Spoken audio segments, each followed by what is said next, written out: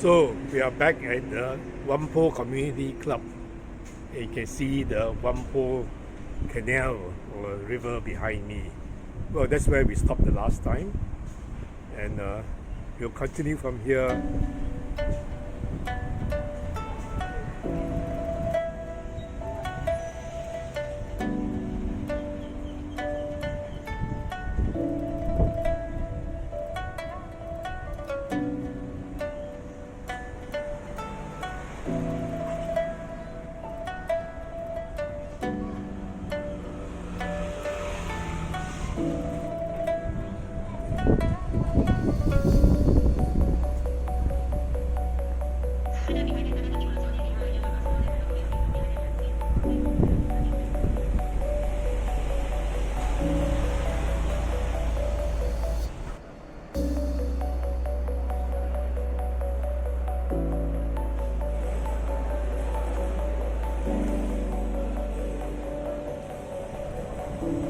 Hard to imagine this area as being cleanly divided into plantation plots for sugar, paddy, cereal, cotton, as depicted in the Coleman's 1836 map.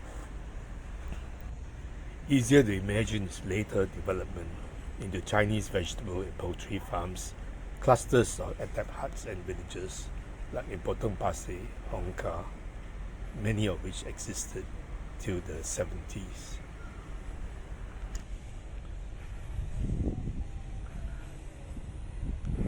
Well, our usual construction works.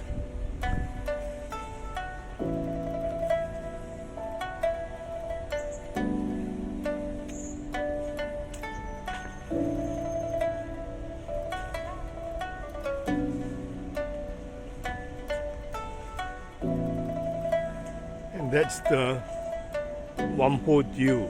It's kind of a pride of the HDB development.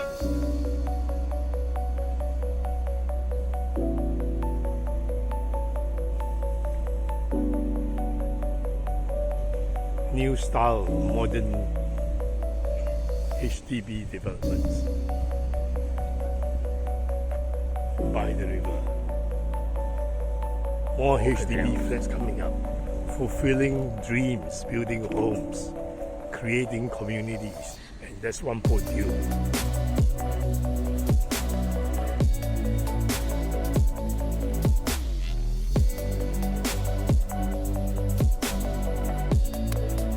One last look at the Whampoa Dew.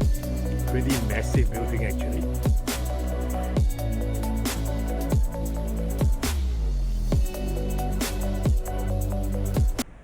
The river was named Whampoa after Hu Ake. A major landowner was nicknamed Whampoa after his birthplace, Whampoa, in China's Guangdong province.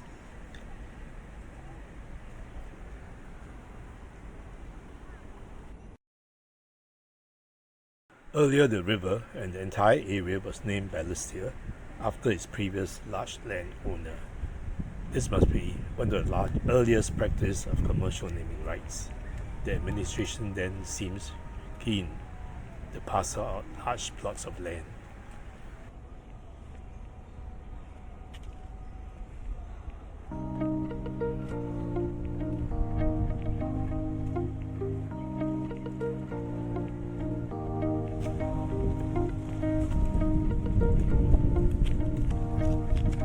More construction diversions.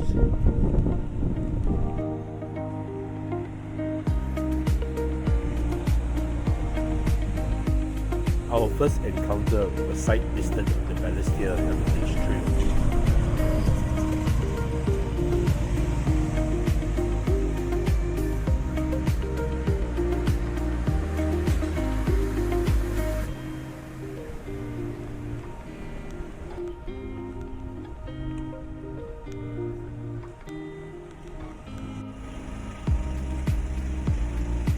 It's interesting to know that even in those old days, there were female benefactors.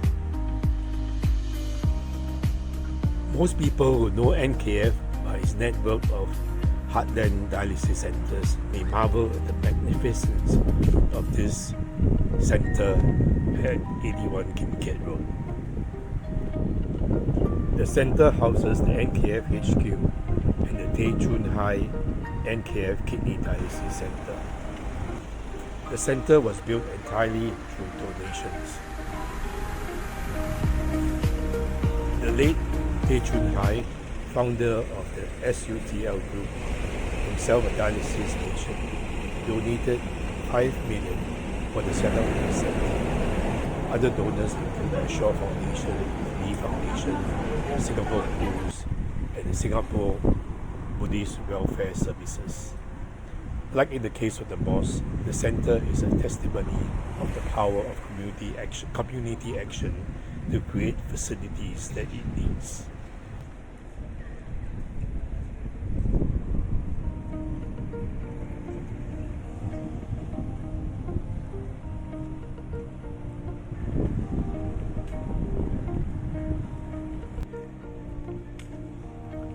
In the old days, people travelled largely on foot, walking through mud paths, crossing poorly constructed wooden bridges. Logs were floating towards timber yards. There were fishing ponds and people washing, bathing, and children playing in the safer parts of the riverbank, despite industrial waste starting to build in the budding brickworks, dying earth factories near the river. These activities have long gone, but the river remains an important waterway, part of our national water resource flood management master plan. And the greenery on its banks is a much needed plum and recreational area for the ever-growing Singapore population, hopefully helping Singapore achieve zero carbon by 2050.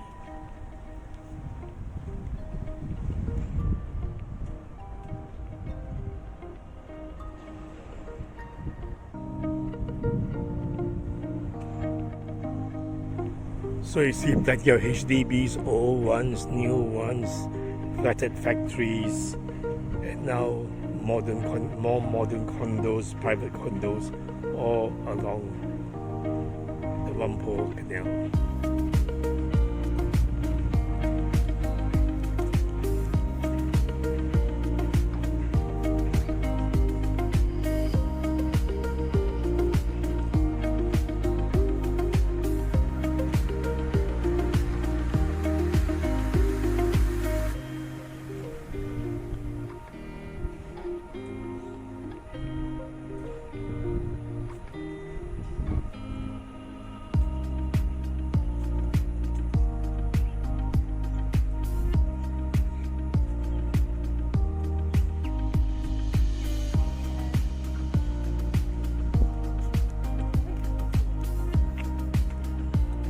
Chai Tongs were often social religious projects by the wealthy to house single persons with no families who are willing to adopt abstinence, including being a vegetarian.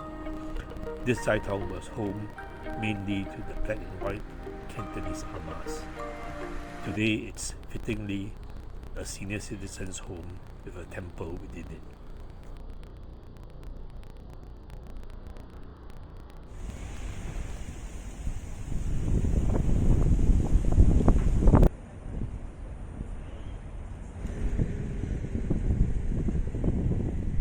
Taipei Home also has its origins as a Chai Tong, the Guan Yin Lodge, now the Taipei Temple at Jalan Ampas.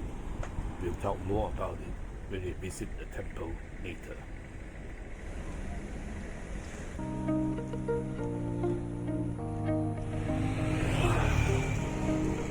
It certainly had its glorious days, producing many box office movies and prominent stars.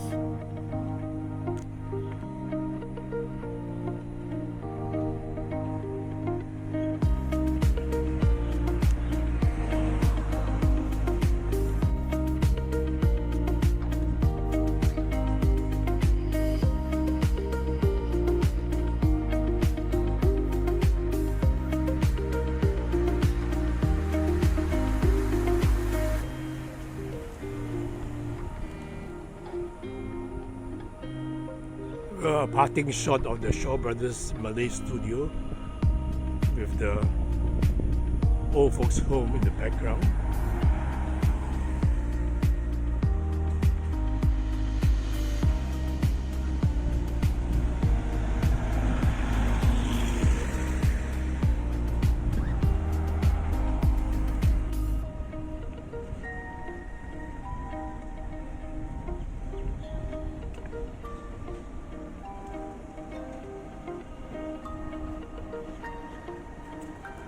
Well, Jalan Ampas leads us back into Balestier Road proper.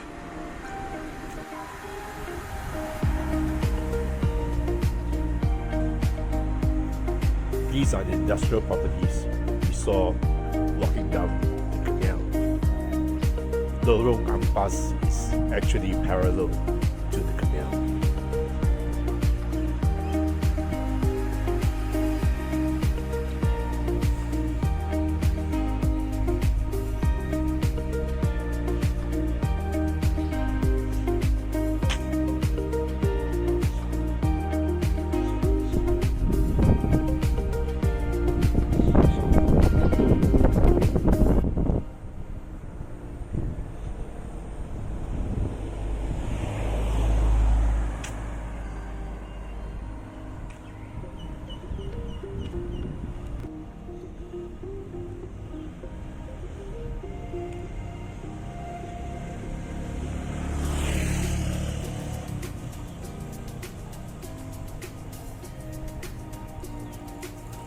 King Keat Road, now a temple, originally a 斋堂 for Hakka women.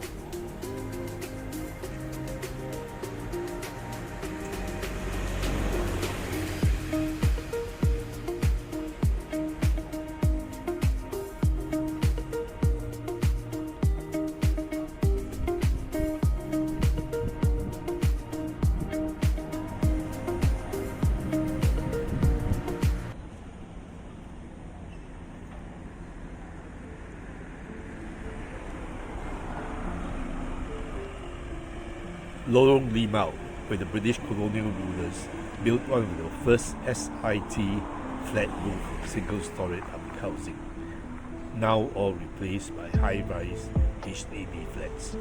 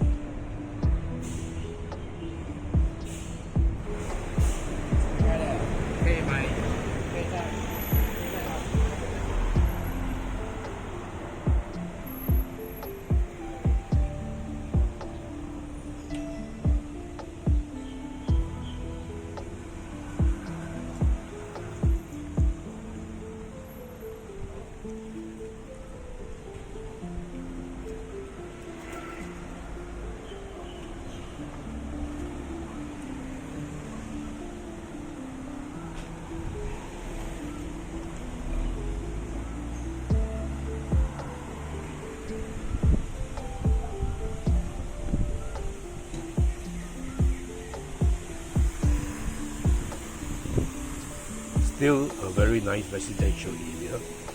HDB flats here are very spacious compared to elsewhere.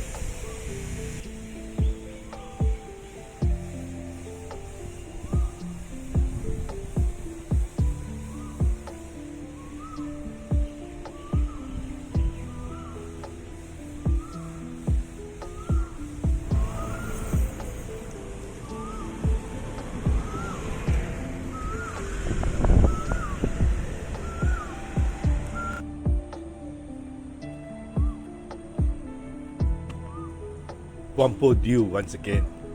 Lorong Limau is also parallel to the Whampoa River or Canal.